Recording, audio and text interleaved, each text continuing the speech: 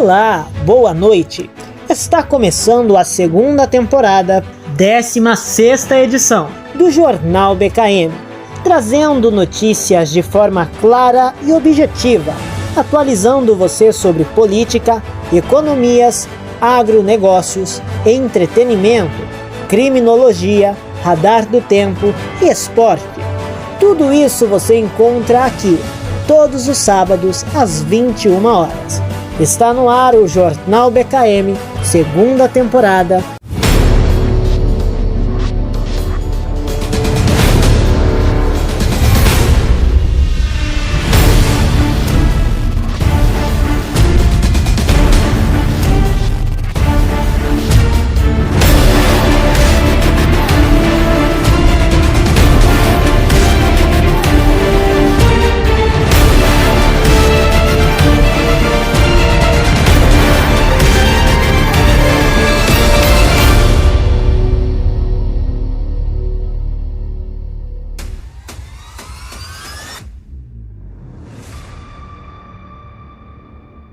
Boa noite, eu sou Elder Kelvis e estamos começando mais uma edição do Jornal BKM Notícias Principais. Crédito extra. Conab recebe quase R$1 bilhão para a compra de até 500 mil toneladas de arroz. Companhia deve divulgar nos próximos dias os critérios que serão adotados nas operações, como preço e volumes, a serem ofertados em leilão. A Companhia Nacional de Abastecimento, Conab, informou em nota que os 998 milhões em crédito extra disponibilizados para a companhia por meio da medida provisória 1260/2024 serão destinados para o lançamento dos contratos de operação de vendas de arroz. A cifra é destinada à formação de estoques públicos, segundo a MP publicada no Diário Oficial da União. Segundo a Conab, a partir da MP, a companhia está autorizada a lançar os mecanismos de opção para a compra de até 500 mil toneladas de arroz. A medida é mais uma ação dentro da retomada dos estoques públicos no país e visa incentivar a produção do grão, bem como apoiar os agricultores e as agricultoras, disse estatal. Leilões de arroz. A Conab deve divulgar nos próximos dias os critérios que serão adotados nas operações, como preços e volumes a serem ofertados em leilões. A ideia do governo é diversificar e estimular a produção de arroz no país, em meio à elevada concentração das lavouras no Rio Grande do Sul. Com os contratos de opção firmados com os produtores, na prática, o governo vai garantir ao produtor preço de compra do produto com margem de lucro. Se no momento da operação o preço de mercado for mais remunerador, o produtor tem a opção de não exercer o direito de vender ao governo, opção de venda, e negociar o produto no mercado. Já no caso inverso, preço de mercado inferiores ao custo, o produtor exerce a opção de venda ao governo, que compra o cereal para os estoques públicos. Os valores dos contratos de opção tendem a ser um preço médio de 10% acima do valor mínimo de garantia, estipulado pelo governo para cada cultura e que cobre os custos de produção e mais custos de carregamento, o que alcançaria entre 12% e 15% sobre o mínimo. Mercado. Veja como ficarão os preços da soja no Brasil e em Chicago, pós-relatório do SDA. Relatório do órgão estimou o estoque trimestrais do grão e produção norte-americana. O mercado brasileiro da soja enfrentou uma segunda-feira, dia 30, de poucos negócios, com preços variando entre estáveis e mais baixos. As cotações internas continuam firmes em relação a paridade de exportação, mas a combinação de uma queda na Bolsa de Chicago e um movimento lento do dólar impactou negativamente a atividade comercial. Preços da soja no país. Passo Fundo, Rio Grande do Sul, recuou de R$ 136 para R$ 135. Região das Missões, Rio Grande do Sul, caiu de R$ 135 para R$ 134. Porto de Rio Grande do Sul, passou de R$ 143 para R$ 142. Cascavel, Paraná, recuou de R$ 139 para R$ 138. Porto do Paraguá, Paraná, se manteve em R$ 143. Rondonópolis, Mato Grosso, caiu de R$ 133 para R$ 132. Dourados, Mato Grosso do Sul, queda de R$ 135 para R$ 133. Rio Verde, Goiás, recuou de R$ 132 para R$ 131. Bolsas de Chicago. Os contratos futuros da soja na Bolsa de Mercadorias de Chicago fecharam em baixa devido a um movimento de realização de lucros e previsões de clima mais úmido do Brasil, o que deve beneficiar o plantio. O relatório do Departamento de Agricultura dos Estados Unidos, o USDA, gerou uma rápida mudança de direção na parte da tarde, mas a tendência não se consolidou. Os estoques trimestrais do grão nos Estados Unidos da América, em 1º de setembro, totalizaram 342 milhões de bushels, um aumento de 29% em comparação ao ano anterior, embora abaixo da expectativa de 350 milhões de bushels. A produção norte-americana em 2023 foi revisada para cima, agora estimada em 4,162 bilhões de bushels. Contratos futuros da soja.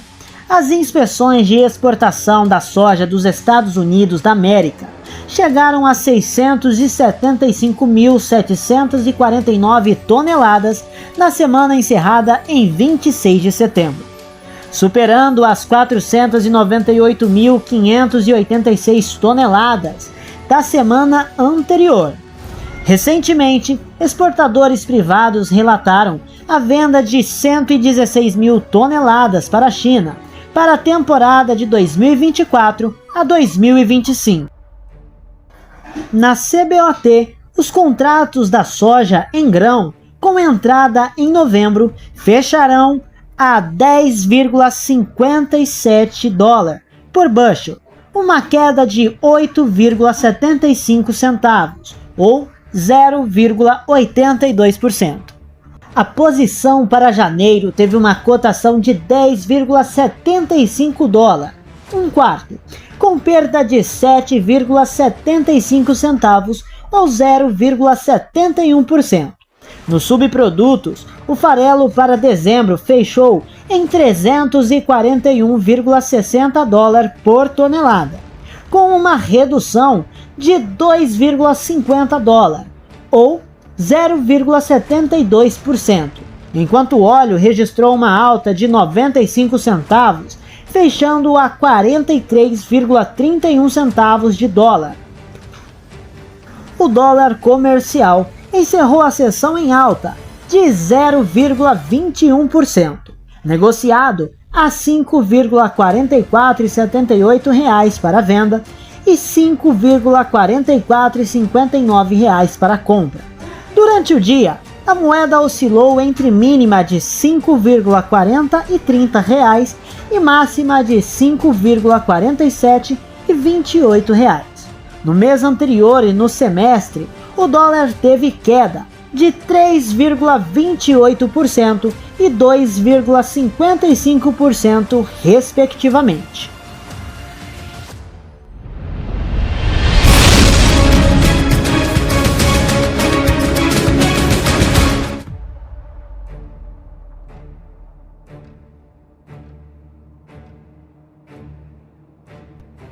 Aquicultura. Ministério da Pesca projeta aumento de 30% no consumo durante a Semana do Pescado. O Tocantins registrou um aumento de 6,7%, atingindo 17.350 toneladas em 2022, representando 1,85% na produção total. O governo do Tocantins, por meio da Secretaria do Estado de Pesca e Aquicultura, CPEA, promove até domingo, dia 15, a Semana do Pescado, com o objetivo de fomentar ações e o consumo de peixes, frutos do mar e demais pescado. A ação teve início no dia 1º de setembro e tem o apoio do Ministério da Pesca e Aquicultura, MPA, que criou a data em 2003. O diretor de desenvolvimento da aquicultura da Secretaria do Estado da Pesca e Aquicultura, Tiago Tardivo, destaca as ações desenvolvidas durante a Semana do Pescado. O objetivo desta ação é promover o consumo de pescados. Este ano estamos focando na parte de pesquisa, em capacitações de técnicos e produtores por meio do primeiro simpósio de zootecnia do IFTO, que terá como tema aquicultura e piscicultura. Então essa é a nossa principal ação, além de promover com os parceiros o consumo de peixe, comenta Tardivo. A estimativa do Ministério da Pesca é que haja um aumento no consumo de pelo menos 30% durante a Semana do Pescado, fortalecendo assim o setor da indústria, supermercados, peixarias, feiras, ponto de venda no atacado e varejo, restaurantes, até a chegada do produto final aos consumidores. Produção no Tocantins. O Tocantins é um produtor iminente com capacidade de produzir aproximadamente 900 mil toneladas e ocupa, segundo a Associação Brasileira de Piscicultura Peixes BR, a 18ª maior produção de peixes do Brasil. Mas a ideia é colocar o estado entre os 5 maiores até 2027. Os dados do Instituto de Desenvolvimento Rural do Tocantins mostram que o tambaqui é a principal espécie produzida no estado atualmente, sendo responsável por 48% do volume da produção no Tocantins. Seguidos do tambaqui, existem ainda os híbridos tambacu e tambatinga, que representam 34% da produção, e 10,49% é de pintado e seus híbridos. Agronacional. Estão querendo transformar a vítima em vilão, diz Tereza Cristina sobre incêndios florestais. A ex-ministra afirma que a agropecuária é o setor mais impactado com as queimadas e que faltou o planejamento do governo federal para realizar o combate. A senadora e ex-ministra da Agricultura e Pecuária, Tereza Cristina, se manifestou sobre as acusações que o agronegócio vem recebendo a respeito dos incêndios florestais que assolam o país. Estão querendo transformar a vítima em vilão. Segundo ela, a agropecuária nacional tem sido o setor mais prejudicado pela atual crise. A cana-de-açúcar sofre um prejuízo incomensurável. O setor não utiliza o fogo para a colheita há muitos anos, principalmente no estado de São Paulo, onde é colhida com máquinas. Dados da Secretaria de Agricultura Paulista apontam que o fogo já consumiu 400 mil hectares de lavouras da cultura. Ao todo, o prejuízo ao agronegócio no estado gira em torno de 2 bilhões de reais. De acordo com o parlamentar, em seu estado, o Mato Grosso do Sul, as queimadas intensas no Pantanal são fruto da seca severa deste ano, mas também da falta de planejamento do governo federal. O governo já sabia desta seca e não se preparou, não se planejou para o que ele precisava fazer. O Brasil é um país continental, é difícil sim se preparar, mas ele podia ter se preparado melhor. Poucas ações contra os incêndios. Tereza afirma que o governo fez muitas reuniões, mas não ajudou na estruturação de soluções à crise. Precisamos de aviões de brigadistas. Os nossos bombeiros são insuficientes e eles têm trabalhado diuturnamente para conter esses incêndios. A ex-ministra também se queixa da falta de conscientização à população. Não vi nada sendo feito a respeito de propagandas em rádio e televisões. Uma campanha que diga não ponha fogo, cuidado, a vegetação está muito seca. Algo a esse respeito. A senadora ressaltou que o produtor de gado do Pantanal enfrenta grave crise agora, visto que ele não tem onde colocar o seu rebanho, por conta das queimadas que destruíram o capim. Até chover e voltar normalmente essa vegetação, vamos ter mortalidades muito grandes dos rebanhos dos estados atingidos pelos incêndios, principalmente o Mato Grosso do Sul e o Mato Grosso. Alerta: política pública para o produtor rural. O governo federal anunciou na quarta-feira, dia 18, um crédito extraordinário de 514 milhões de reais para combater os incêndios florestais que se alastram pelo país. Tereza ressalta que esse valor também precisa ser empenhado em ações para prevenir os incêndios do período de seca do próximo ano. Neste cenário, ela questiona qual será a política pública destinada aos produtores rurais que tiveram suas propriedades afetadas pelo incêndio, como ocorreu com os criadores de gados do Pantanal. Eles precisam de recursos para levar esses rebanhos para fora do Pantanal, para áreas de serra, ou ter condições de dar algum tipo de suplementação para manter este gado em suas propriedades. Eu sou o Elder Kelvis e esta foi mais uma edição de Notícias Principais. Até a nossa próxima edição.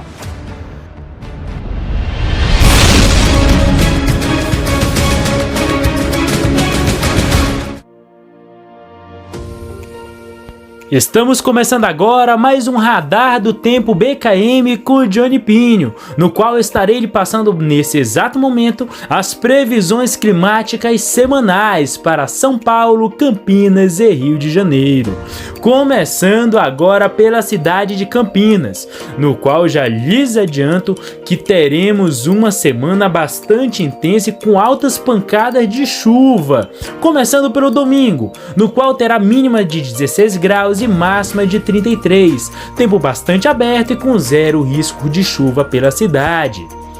Quinta-feira, mínima de 17, máxima de 33, tempo parcialmente nublado, todavia com zero risco de chuva pela cidade. Terça-feira, mínima de 20, máxima de 36, tempo parcialmente nublado, todavia com zero risco de chuva pela cidade.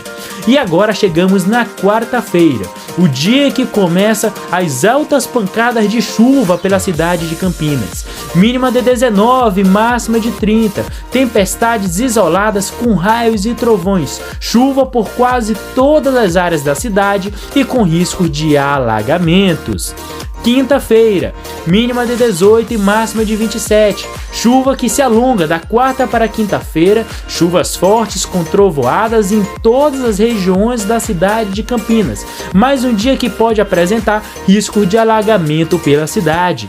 Sexta-feira, mínima de 18 e máxima de 27, chuvas com trovoadas fortes que vem se alongando de quarta e quinta-feira e vai vir para sexta-feira também. Chuva por todas as regiões da cidade, da manhã até a noite.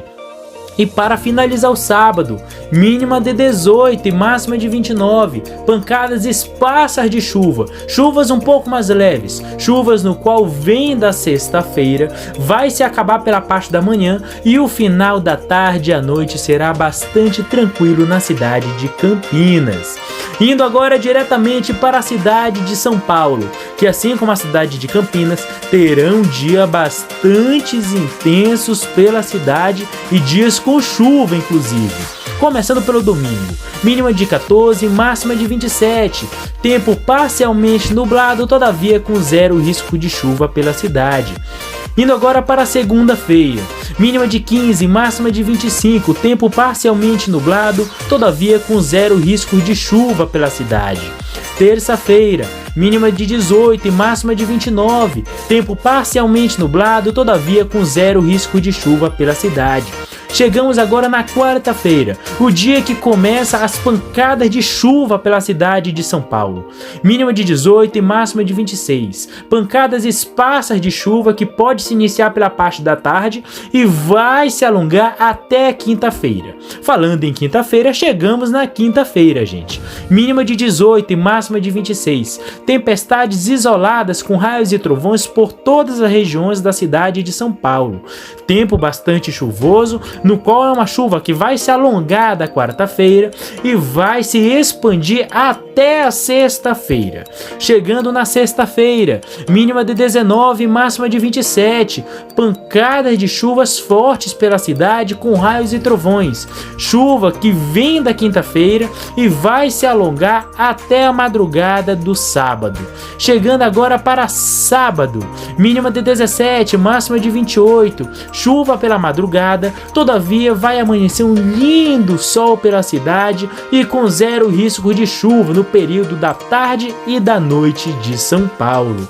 Indo agora diretamente para a cidade do Rio de Janeiro, no qual também terá uma semana com chuvas fortes pela cidade. Começando agora pelo domingo, mínima de 19, máxima de 24, tempo bastante aberto e com zero risco de chuva pela cidade. Segunda-feira, mínima de 20, máxima de 25, tempo bastante aberto e com também zero risco de chuva pela cidade. Terça-feira, mínima de 22 e máxima de 26, tempo parcialmente nublado, todavia com zero risco de chuva pela cidade. E chegamos mais uma vez na quarta-feira, mínima de 22 e máxima de 26, tempo bastante chuvoso pela cidade, chuva no qual vai se instalar pela cidade carioca pela parte da tarde, vai chegar na parte da tarde e se alongar até a quinta-feira, no qual terá mínima de 22 e máxima de 24, chuvas fortes pela cidade, que vai chegar vindo da madrugada de quarta e vai se alongar até a sexta-feira. Chegando na sexta-feira, teremos mínima de 23 e máxima de 26, pancada de chuvas fortes que vem da quinta-feira e vai se alongar até a madrugada e vai também para o sábado, no qual terá mínima de 22 e máxima de 27, no qual terá uma chuva pela parte da madrugada, vai aliviar pela parte da manhã e volta pela parte da tarde e vai se alongar até o domingo. E esse foi mais um Radar do Tempo BKM com Johnny Pinho, no qual só acrescentar uma observação aqui. Quarta, quinta e sexta, dia bastante chuvoso, não só para a cidade de Campinas, como também para a cidade de São Paulo e Rio de Janeiro. Vai chegar uma frente fria com fortes pancadas de chuva na região sudeste. Isso é o que justifica essas pancadas de chuva forte, com raios, trovões e riscos de alagamento em qualquer parte do sudeste brasileiro. E esse foi mais um Radar do Tempo BKM com Johnny Pinho.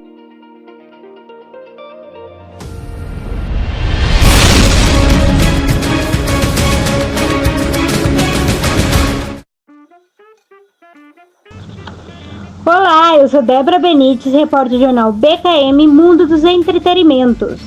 Joaquim, filho de Angélica e Luciano Huck, curte noite no Rio com a namorada antes da mudança para os Estados Unidos. O jovem de 19 anos estava acompanhado de Manuela Esteves. Se preparando para morar fora do país, Joaquim Huck curtiu uma noitada com a namorada em um bar no Nebron, zona sul do Rio.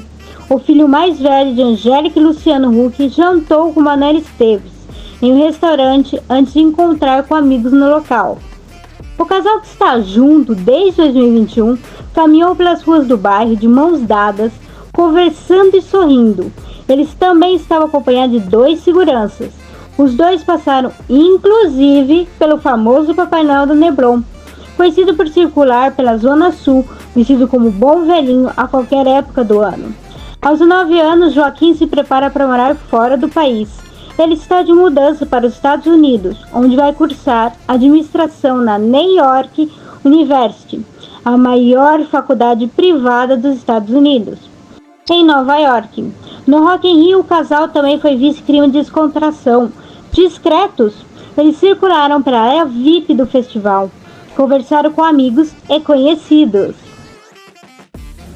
Engrenou. Sandy e o médico já circulam como casal por Campinas, terra natal da cantora. Os dois foram vistos acompanhados do filho da artista em uma sorveteria da cidade. A ida de Sandy a uma sorveteria em Campinas, sua terra natal, não passou despercebida. Ainda mais porque ela estava acompanhada do médico Pedro Andrade e do filho Theo, de 10 anos. De óculos escuros, a cantora chegou a posar com os fãs, exibindo um sorriso tímido. Depois saíram do local de carro, deixando a impressão de que o romance engrenou. O episódio aconteceu semana passada e foi testemunhado por uma fonte do Extra, quase 2 meses depois que o romance da cantora com badalado nutrólogo se tornou público. Entre os fãs de Sandy, muitos já se questionavam se o relacionamento havia ou não vingado. De lá pra cá, Sandy decidiu mudar o nome de seu perfil secreto no Instagram, trocando o pseudônimo Luísa Caseira por Clara Valente. O perfil da cantora na rede social ganhou repercussão na época em que o romance foi revelado. Era por ele que ela e o médico interagiam. Pedro continuou entre os seguidores do novo perfil. Pedro Andrade é nutrólogo composto nos Estados Unidos e já namorou a ex-BBB, Vanessa Mesquita. Em Campinas, o comentário é que ele cobra 3,5 mil por consulta. Em seu perfil no Instagram, Pedro costuma postar muitos vídeos sobre saúde e ganhou mais de 2 mil seguidores. Depois de revoltado com o novo amor de Sandy, hoje ele tem 405 mil seguidores. Curiosidades sobre os animais que você não sabia. Se você é apaixonado pelo reino animal e está sempre em busca de curiosidades sobre os animais, está no lugar certo. No Jornal BKM, você tem a oportunidade única de mergulhar em um mundo de curiosidades e descobrir fatos incríveis sobre algumas das criaturas mais fascinantes do planeta. Mergulhamos fundo no mundo animal para trazer informação fascinante sobre algumas das criaturas mais incríveis da natureza, desde os leões, conhecidos como o rei da selva, até os jacarés de papo amarelo. Cada animal tem sua própria história surpreendente para contar. Os gigantes aquáticos hipopótamos possuem uma dezena de curiosidades únicas. Uma delas é que os dentes caninos e incisivos dos hipopótamos nunca param de crescer. Seu tamanho é controlado através de embates entre indivíduos ou desgaste em rochas e outras estruturas duras na natureza. Devido ao fato do casal não apresentar esse comportamento de combate, os hipopótamos passam por sessões de condicionamento diários, nas quais são utilizadas técnicas que permitem que seus dentes sejam serrados de forma tranquila e indolor, para um tamanho que não seja incômodo para eles. Esse processo ocorre em média 1 vez por ano. Esses gigantes aquáticos podem correr até 35 km em terra firme, mesmo com a média de peso de 1.500 kg. Outra curiosidade animal diferente é que, apesar de passarem a maior parte do tempo na água, os hipopótamos surpreendentemente não nadam. Seus corpos densos os fazem afundar, ou seja, eles se movem andando pelo fundo dos lagos e rios. No recinto deles, localizado na savana, o casal faz festa dos visitantes toda vez que estão nas piscinas. A beleza alada das araras canidé na imersão tropical. As araras canidés são conhecidas por suas cores vibrantes, Mas você sabia que suas penas não são realmente azuis? A estrutura de suas penas reflete tons de azul e roxo, criando a ilusão de penas azuis. As cores dos animais geradas por esse efeito são conhecidas como cor estrutural, e o fenômeno que causa essa ilusão é chamado de efeito prisma. Além disso, as araras usam suas várias cores como mecanismo de defesa contra predadores, voando em bandos para confundir e distrair. E você lembra que as araras escolhem um parceiro para a vida toda? Uma outra curiosidade do reino animal é que pode estragar esse romantismo, é que apesar de escolher um único macho para ser parceiro para a vida toda, as fêmeas escolhem um parceiro para cuidar dos ovos e do ninho, mas pode se relacionar com outros machos durante o período reprodutivo. Leões, os reis da selva. O nosso querido leão Simba, Pantera Leo, tem preferências alimentares únicas. Apesar de ser um carnívoro de mais de 150 quilos, o leão prefere frango à carne vermelha, consumindo cerca de 4 quilos por dia. Curioso, não é mesmo? Mesmo com a fama de reis da selva, os leões machos tendem a dormir em média 18 a 20 horas por dia, enquanto as fêmeas caçam e se preocupam com a criação dos filhotes. Os machos participam na maioria das vezes quando se trata de presas maiores e se faz necessário mais força. Além disso, os rugidos icônicos dos leões no filme muitas vezes são sons de tigres, não de leões. Conheça as misteriosas jiboias arco-íris no Centro de Educação. A origem do nome popular jiboia arco-íris vem do efeito prisma, causado por suas escamas. Afinal, quando sob incidência de luz direta, esses animais brilham com uma vasta gama de cores. Ver as jiboias arco-íris de perto nos faz entender o motivo de serem maravilhas da natureza, com suas cores deslumbrantes. E você sabia que elas podem se reproduzir através de um processo chamado partenogênese, onde a fêmea pode dar à luz filhotes sem a necessidade de fecundação? Esse fato do mundo animal é bem raro de acontecer, e nossos educadores podem ajudar a explicar melhor sobre essas curiosidades sobre os animais. As jiboias de arco-íris podem sentir o cheiro através da língua, assim como outras espécies de serpentes. Ela possui uma bifurcação na língua para ajudá-los a direcionar enquanto buscam uma presa. Outro ponto é que esses animais são incapazes de controlar a temperatura interna de seus corpos.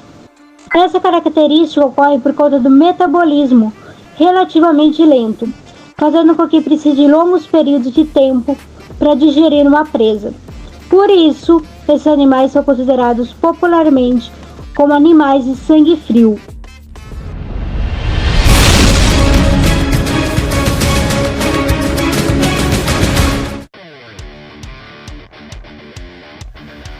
Boa noite! Está começando mais uma edição do seu jornal BKM, trazendo as principais notícias dos esportes do Brasil e do mundo para você.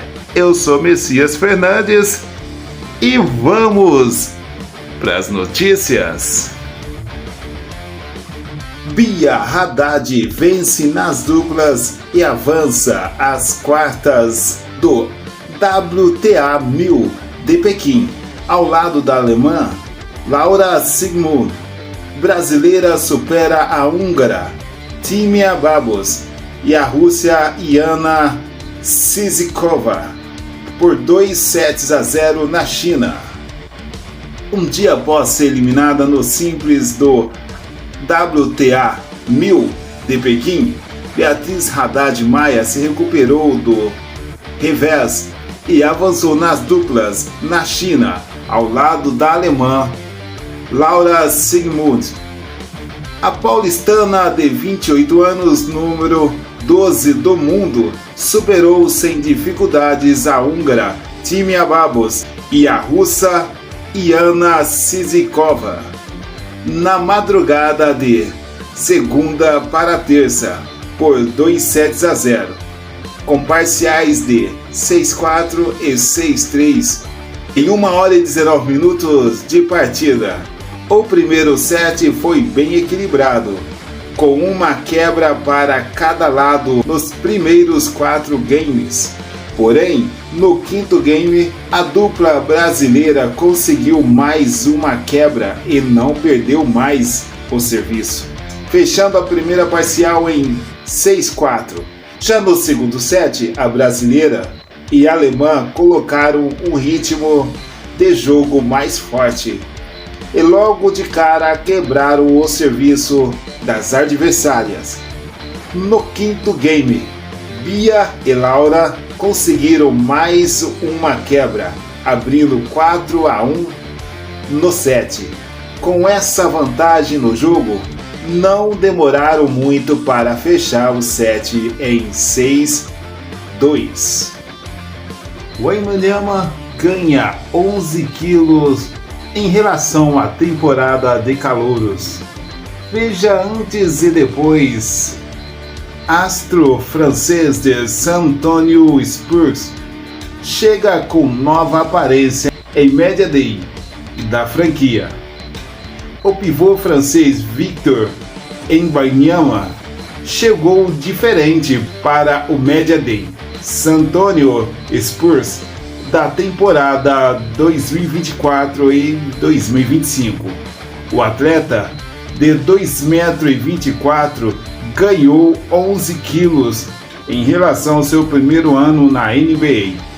Escolha número 1 do draft de 2023.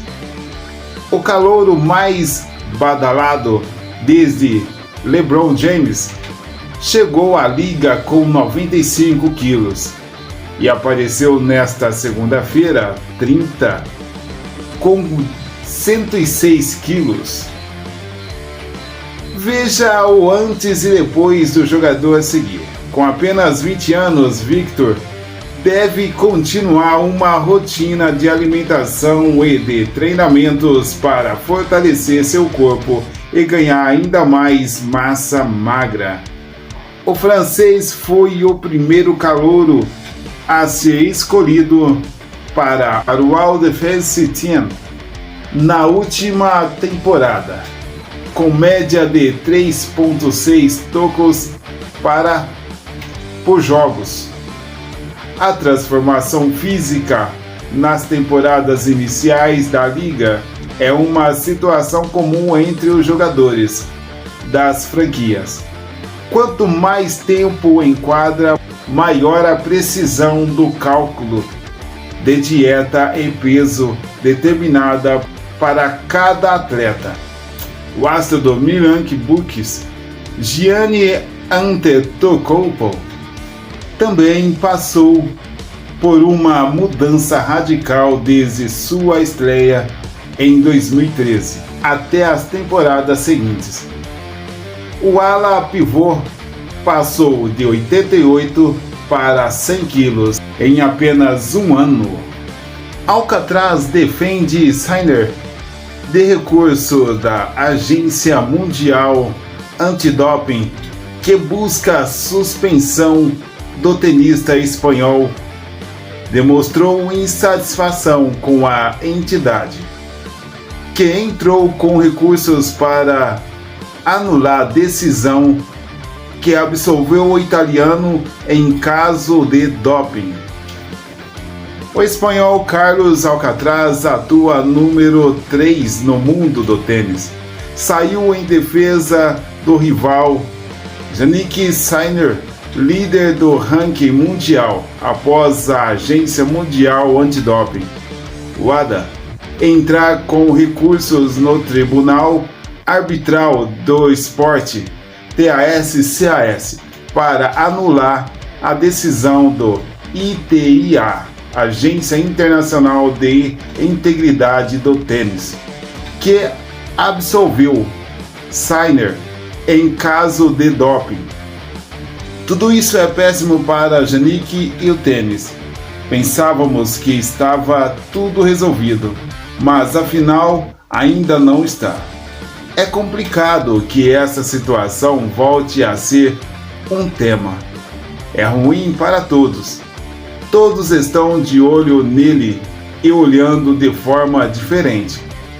Sinceramente, espero que tudo passe rapidamente para que ele possa focar naquilo que realmente gosta de fazer, que é jogar tênis, disse Carlos Alcaraz, em uma entrevista coletiva realizada no ATP 500 de Pequim, em março deste ano. Durante o Western 1000 de Indian Wells, o italiano Sinner testou positivo para clostebol, uma substância proibida, mas alegou contaminação acidental devido ao uso de uma pomada usada por seu fisioterapeuta. Na ocasião, perdeu os pontos no treino de Indian Wells e a premiação obtidos no treino de Indian Wells, mas foi considerado inocente pela ITIA e absolvido sem ser suspenso.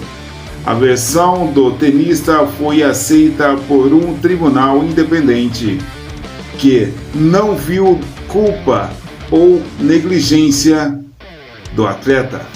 Campeão do US Open no início do mês, Sinner estava em quadra contra o russo Roman Safin e se classificava para as quartas de final do ATP 500 de Pequim, quando ocorreu a reviravolta no caso. Se a resolução for favorável ao apelo da WADA, o número 1 do ranking pode ficar fora das quadras pelo período de 1 a 2 anos, com chance de se encontrarem na decisão. Carlos Alcaraz e Jannik Sinner estão nas quartas de final da competição disputada em Pequim. O espanhol enfrenta o russo Karen Khachanov, enquanto o italiano joga contra Jiří Lehečka da República Tcheca. FIFA suspende Samuel Eto'o por má conduta em partida contra o Brasil. Presidente da Associação Camaronesa de Futebol recebe punição por comportamento ofensivo em duelo da Copa do Mundo Feminina Sub-20. Samuel Eto'o está proibido de assistir partidas de Camarões em um estádio de futebol por 6 meses. Nesta segunda-feira, o Comitê Disciplinar da FIFA aplicou uma punição no presidente da Associação Camaronesa de Futebol por violar 2 artigos. O Código Disciplinar da entidade e em uma partida contra o Brasil pela Copa do Mundo Feminina Sub-20. A punição aplicada pela FIFA em Samuel Eto'o impedirá o ex-atacante de assistir às partidas das seleções masculinas e feminina de Camarões em qualquer categoria de futebol a partir desta segunda-feira. De acordo com um comunicado publicado pela FIFA nesta segunda-feira, Eto'o infringiu os artigos 13 e 14 do Código Disciplinar da entidade. Ele teria tido uns comportamentos ofensivos e teria apresentado má conduta na partida entre Camarões e Brasil pela Copa do Mundo Feminina Sub-20, disputada no dia 11 de setembro em campo. A seleção brasileira venceu Camarões por 3-1 em Bogotá e se classificou para as quartas de final do Mundial Sub-20 feminino.